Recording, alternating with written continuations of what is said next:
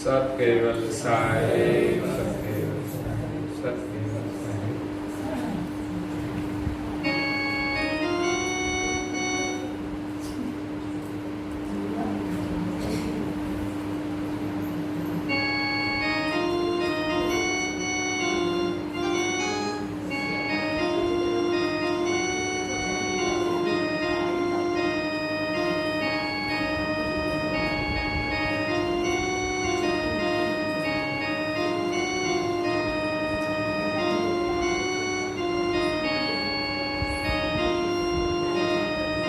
ગુણ ગણ ઇન્દ્રિયંત સરસ પર હરી.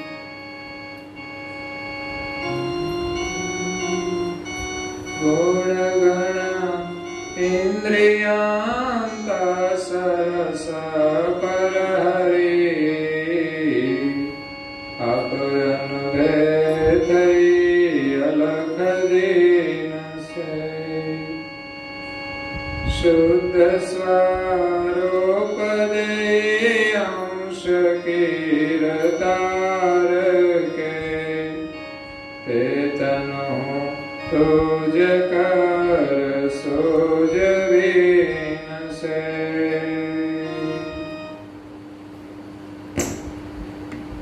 પ્રાય ભક્તજનો,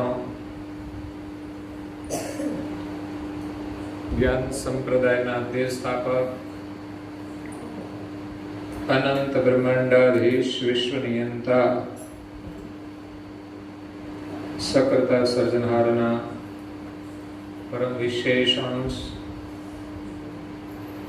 અનંત અંશોના તારણહાર, પરમ મોક્ષના દાતા, કૈવલ ધર્મ ધુરંધર, મહાન સમર્થ, પરમ શ્રેષ્ઠ, પરમ વિભૂતિવાન, પરમ દયાળુ, પરમ કૃપાનિધિ, સર્વજ્ઞ દિવ્ય પરમ ગુરુ શ્રીમદ કરુણા સાગર મહારાજ જગતના જિજ્ઞાસુ અને મુમુક્ષુ અંશોને યથાર્થ જ્ઞાનનો ઉપદેશ આપતા સ્વરચિત હસતા લેવા ગ્રંથના 17મા અંગને વિશે નિજ કર્તાના અંશનો નિર્ણય કરાવતા કહે છે કે ગુણ ગણ ઇન્દ્રિય રસ પર હરી. આપ અનભે થઈ અલગ જીનસે. આ સંસારમાં જગતના જીવોનું કલ્યાણ કરવા માટે પરમ ગુરુનું પ્રાગટ્ય થયું છે. ભજનો દ્વારા પણ આપણને એ જ ઉપદેશ મળે છે કે પરમ ગુરુ જગતના અંશોને તારવા માટે આવ્યા છે. પરંતુ એ કેમ ડૂબી રહ્યા છે એ જ્યારે એને સમજાશે ત્યારે જ એ તરી શકશે. કારણ કે ડૂબીએ છીએ આપણે આપણી જાતે, અને તરવાનું પણ આપણે આપણી જાતે છે. એવું નથી કે આપણે ડૂબીએ છીએ તો લઈ કિનારે મૂકી દેશે, પણ જ્ઞાન દ્વારા તરવાની આપણે યુક્તિ બતાવશે. સંસાર એક સાગર છે જેમાં પ્રકૃતિ રૂપી જળ ભરેલું છે. એના ઉપર આપણે તરવાનું છે. પ્રકૃતિની ઉપર તરવાનું છે. એની જગ્યાએ આપણે પ્રકૃતિની અંદર ડૂબી રહ્યા છીએ. એટલે રહેવાનું છે પ્રકૃતિમાં, ચાલવાનું છે પ્રકૃતિમાં, પણ એના ઉપર તરીને જવાનું છે, એના ઉપર ચાલીને જવાનું છે. કાં તો આપણને તરતા આવડે તો જઈ શકીએ, અને કાં તો કોઈ તરી શકે એવા સાધનમાં બેસીને જઈ શકીએ. એટલે પરમ ગુરુ આપણને તરવાની યુક્તિ પણ બતાવે છે અને બેસવાનું સાધન પણ બતાવે છે. કારણ કે સાધનમાં આપણે બેઠા હોઈએ તો પછી તોફાન આવે અને સાધન ડૂબી જાય તો પછી તરવું પડે. એટલે બંને વસ્તુ જરૂરી છે. નાવ આપણે તારવાનું કામ કરે છે, પણ સાથે સાથે જ્ઞાનથી તરવાની યુક્તિ પણ જાણવી જોઈએ. કારણ કે ઘણા તોફાનોની અંદર આપણું ભક્તિ રૂપી નાવ હાલક ડોલક થઈ જાય છે. એમાં ઘણા છિદ્રો પડી જાય, પાણી ભરાઈ જાય અને ડૂબવાની તૈયારીમાં આવી જાય. તો એ સમયે આપણા પાસે તરવાની યુક્તિ જોઈએ. અને તોફાનમાં પણ એનો સંઘર્ષ કરીને નાવ ડૂબે નહીં એની પણ યુક્તિ જોઈએ. તો એક ચોપાઈમાં તો પરમ ગુરુ કહે છે કે આપણે જે કંઈ કરી રહ્યા છીએ શરીર દ્વારા, એના કરનાર કરતા આપણે છીએ. તો એ આપણે સાક્ષી રહેવાનું છે.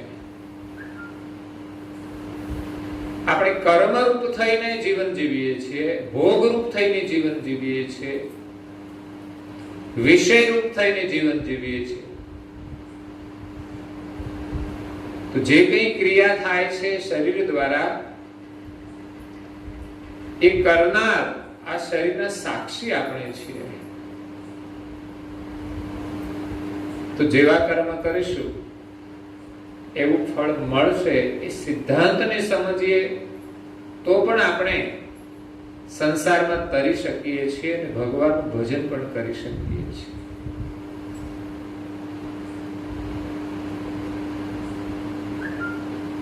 તો આ શરીરમાં કર્મના કરતા આપણે છીએ. તેની જ કરતનો કરન કારણ તુજ. આ શરીરમાં જે કંઈ ક્રિયાકલાપ થાય છે એના કારણરૂપ તું પોતે છે.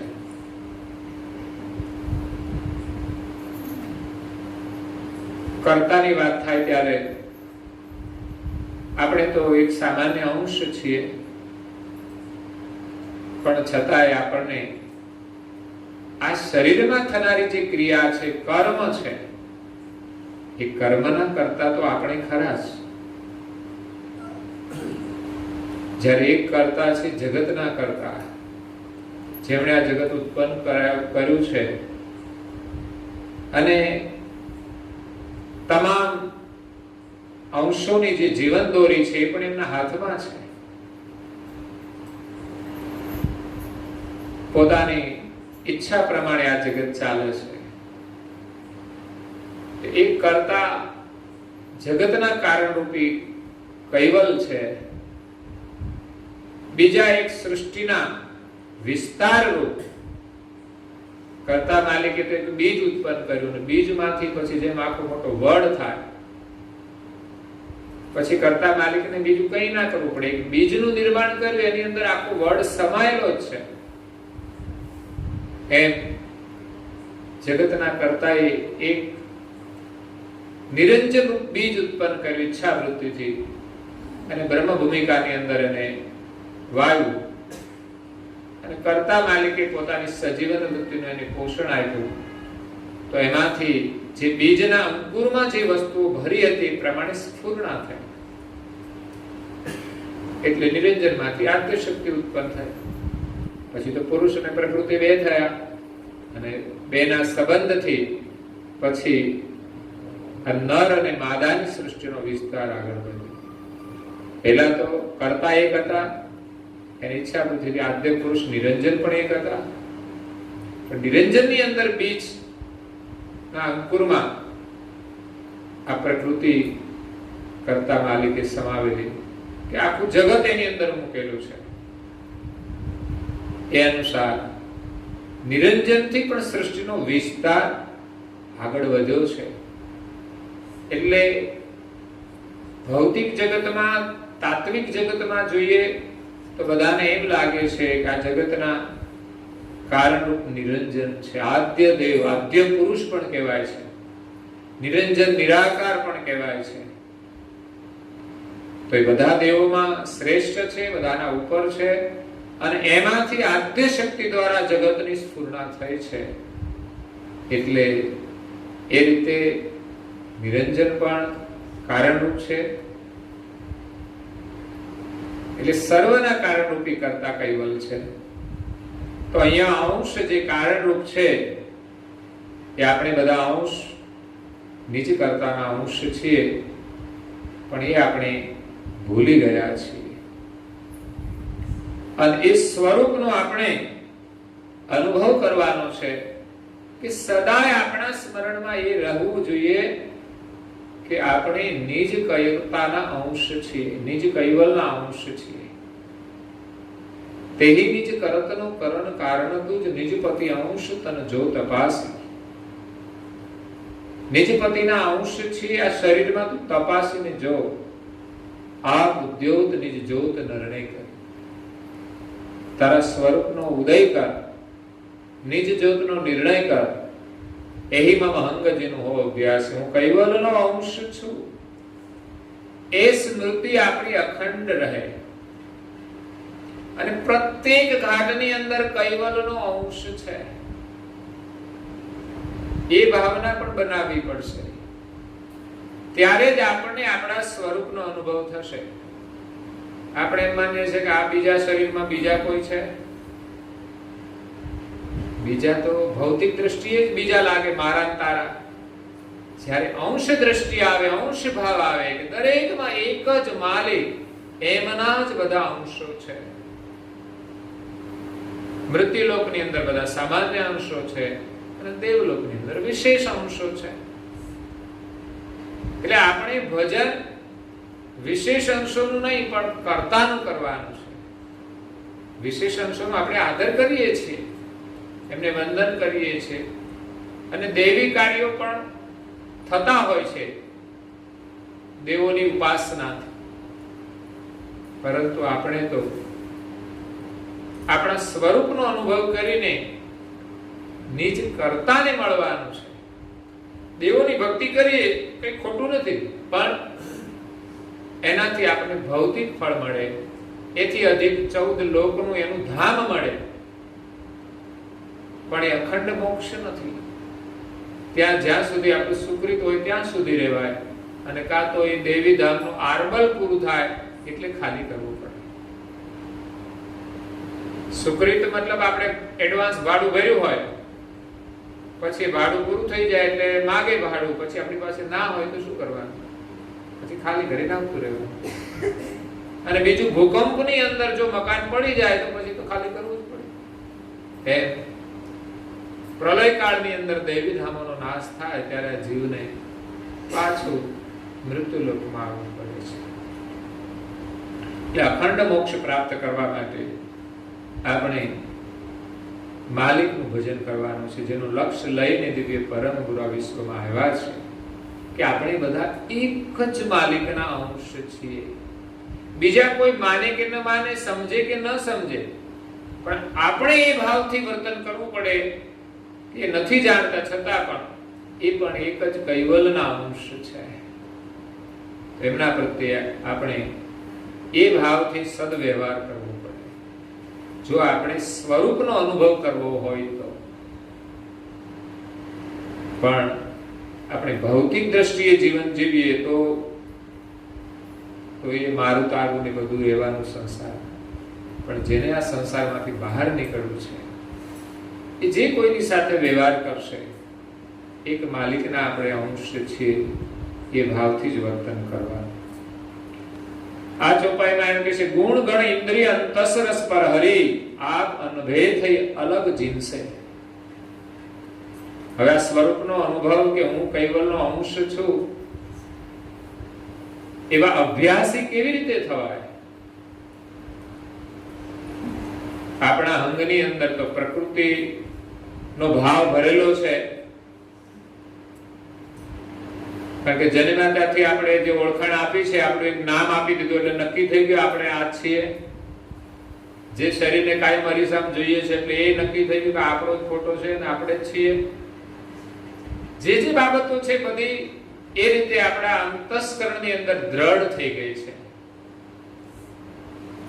આ બધું મારું, આ હું ને મારું, રાગ અને દ્વેષ, આ ચાર વસ્તુઓ બહુ મોટા આવરણ છે.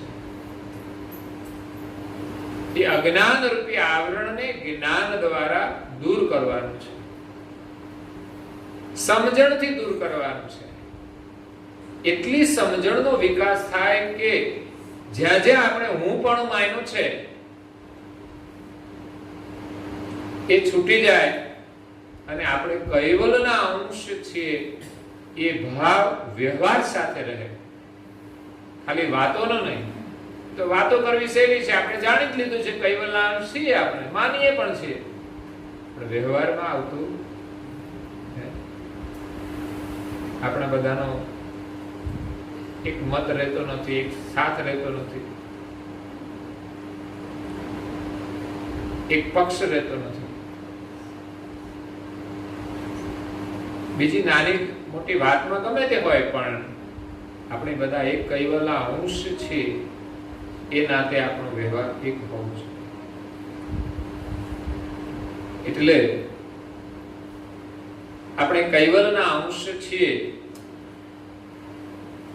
એ સમજણ જ્ઞાન દ્વારા આપણે જાગૃત કરવાની છે. વારંવાર સત્સંગ દ્વારા, પછી પરમ ગુરુએ જે જ્ઞાન દ્વારા જે ભક્તિ બતાવી છે, જે આજ્ઞાઓ આપી છે, એમના આચરણ દ્વારા આપણે એ અભ્યાસ કરવાનો છે. હું કૈવલનો અંશ છું એવો એક અભ્યાસ. એમાં પહેલામાં પહેલો નિયમ કે આપણે ગુરુ દીક્ષા લઈએ ત્યારે જે મંત્ર આપવામાં આવે, મંત્ર આપણને એ જ અભ્યાસ કરાવે છે કે હું કૈવલનો અંશ. પરમ ગુરુના શરણમાં આપણે નમસ્કાર કરીએ છીએ. હું કોણ? તો કે ભાઈ આ ઓહંગ અને સોહંગ જે બે પ્રાણ છે, ચેતન કરનાર, એ આપણી ઓળખ છે. આપણું કોઈ નામ નથી, આપણો કોઈ આકાર નથી, પણ આપણી ઓળખ ઓહંગ અને સોહંગના માધ્યમથી છે. અંશ છે પણ કોણ? એ પ્રશ્ન થાય. મોહનભાઈ છે પણ મોહનભાઈ કોણ? મોહનભાઈ તો બે પાંચ હોય, તો મોહનભાઈ પાછળની ઓળખાણ આપવી પડે કે એના બાપુજીનું નામ. એવાય બે ત્રણ હોય તો પછી સરનેમ હોય કે સરનેમ સરખી હોય તો એનાથી પણ વિશેષ એક ઓળખ આપવી પડે. અહીંયા આપણી ઓળખ પરમ ગુરુએ મંત્ર દ્વારા આપી છે કે ઓહંગ અને સોહંગ, આ શરીરમાં જે પ્રાણ છે, જે લેવાય છે અને મુકાય છે, એને ચેતન કરનાર એ જ અંશનું સ્થાન છે. બાકી બધા બ્રહ્મ રૂપ પોતાને માને છે, આ પ્રાણ છે એ જ પોતાનું સ્વરૂપ એવું માને છે. કરુણાસાગર મહારાજ કહે છે કે એ તું નથી, પણ પ્રાણથી આ શરીર ચાલે છે અને પ્રાણને ચેતન કરનાર તું છે. કે તારું સ્વરૂપ પ્રાણથી પર છે, પ્રાણની સજાતી નથી. પ્રાણ એ બ્રહ્મની સજાતીનો છે, શરીર એ તત્વોની સજાતીનું છે, પંચભૂતની સજાતીનું છે, અને અંશ જે છે એ કૈવલની સજાતીનો છે. જાણ સ્વરૂપ છે, ચૈતન્ય સ્વરૂપ છે, કે જે દરેક ઘાટમાં જુદું જુદું છે. જ્યારે બ્રહ્મ તો બધાની અંદર એક જ છે, સર્વવ્યાપક છે, એ જુદું જુદું નથી. જ્યારે ચૈતન્ય અંશ જે છે એ દરેકમાં અલગ અલગ છે, દરેકના ખાતા અલગ છે. જેને જે કર્મ કર્યા છે એને ખાતે રહેતા હોય છે. બાકી તો બ્રહ્મનું સ્વરૂપ આપણે માનીએ તો શરીર છૂટી જાય તો આ બ્રહ્મ છે એ તો બ્રહ્મમાં ભળી જાય છે. ઘણા બ્રહ્મ જ્ઞાનીઓ દ્રષ્ટાંત આપે કે સમુદ્રની અંદર પાણીનો ઘડો રાખવામાં આવે તો ઘડાની અંદર જે પાણી છે એ આત્મા રૂપ છે અને બહારનું પાણી છે પરમાત્મા રૂપ છે. બે પાણી છે પણ ઘડો આ પાણીમાં છે, એટલે એમાં રહેલું જે પાણી છે આત્મા રૂપે છે. પણ ઘડો ફૂટી જાય પછી એ પાણી ક્યાં જાય? તો કે મોટા પાણીમાં ભળી જાય છે. તો પછી આમાં રહેલો આ પ્રાણ છે તો બહારના પ્રાણમાં ભળી જાય, પછી ક્યાં જન્મ મરણ રહ્યું? તો પછી આની અંદર જે પ્રાણ હતો એને જે કર્મો લાગ્યા એ કર્મો લઈને ક્યાં જવાનું? બારણામાં ભળી શકવાનું નથી. જો વ્યાપક હોય તો ભળી જાય, પણ અંશ વ્યાપક છે જ નહીં. બ્રહ્મ વ્યાપક છે, એ તો સર્વત્ર છે.